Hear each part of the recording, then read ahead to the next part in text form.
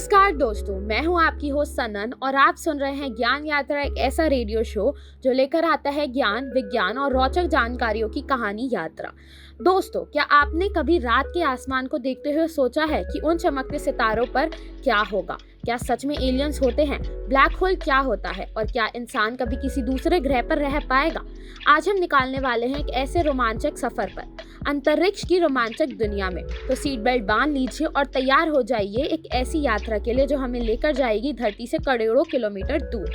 अंतरिक्ष क्या है? तो दोस्तों, अंतरिक्ष या स्पेस वो विजुअल कहलाता है जो पृथ्वी के एटमॉस्फेयर के बाहर शुरू होता है। ये इतना बड़ा है कि साइंटिस्ट के हिसाब से इसका पूरा आकार आज भी रहस्य बन चुका है। हमारी धरती एक सोलर सिस्टम का हिस्सा है जहां सूर्य के चारों तरफ 8 ग्रह यानी प्लैनेट्स घूमते हैं। लेकिन हमारा सोलर सिस्टम भी एक बहुत बड़ी गैलेक्सी का हिस्सा है जिसे हम मिल्की वे कहते हैं। हैरानी की बात यह है कि ऐसी करोड़ों गैलेक्सीज इस ब्रह्मांड में मौजूद हैं। सोचिए, हम कितने विशाल और अद्भुत यूनिवर्स का एक छोटा सा हिस्सा है। चांद से मंगल तक का सफर क्या है? दोस्तों, अंतरिक्ष की खोज का सपना इंसान सदियों से देखता है। 1969 में पूरी दुनिया ने एक ऐतिहासिक पल देखा था जब नील आर्मस्ट्रॉन्ग ने चांद पर पहला कदम रखा और कहा, "That's one small step for men, one giant leap for the mankind." उसके बाद कई देशों ने स्पेस मिशंस लॉन्च किए और नए ग्रहों का राज जानने की कोशिश की। भारत ने भी इस दौड़ में अपनी अलग पहचान बनाई है। हमारे देश की space agency Indian space research organisation ने दुनिया को कई बार अपनी उपलब्धियों से प्रभावित किया है।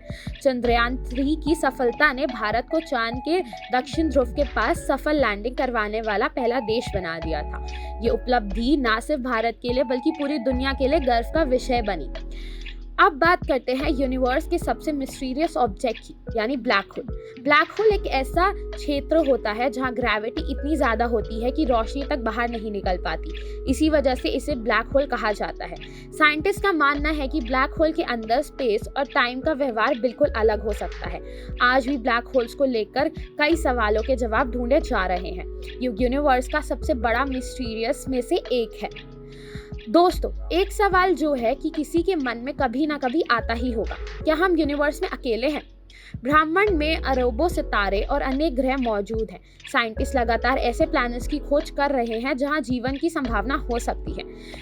इन्हें एक्सोप्लैनेट्स कहा जाता है। अब तक कई ऐसे ग्रह मिल चुके हैं जो धरती की तरह कंडीशंस रखते हैं, लेकिन अभी तक एलियंस के एग्जिस्टेंस का कोई पक्का सबूत नहीं मिला है।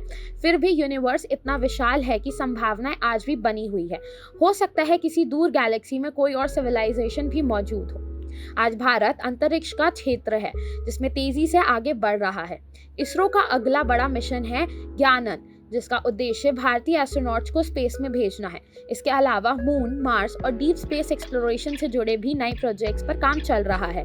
आने वाले समय में Bharat space technology, satellite communication और साइंटिफिक रिसर्च के क्षेत्र में और भी बड़ी उपलब्धियां हासिल कर सकता है। ये नए जनरेशन के स्टूडेंट्स के लिए भी एक सुनहरा अवसर है। अगर आप साइंस, इंजीनियरिंग या टेक्नोलॉजी में रुचि रखते हैं तो स्पेस सेक्टर आपके लिए करियर के लिए एक नया रास्ता खोल सकता है।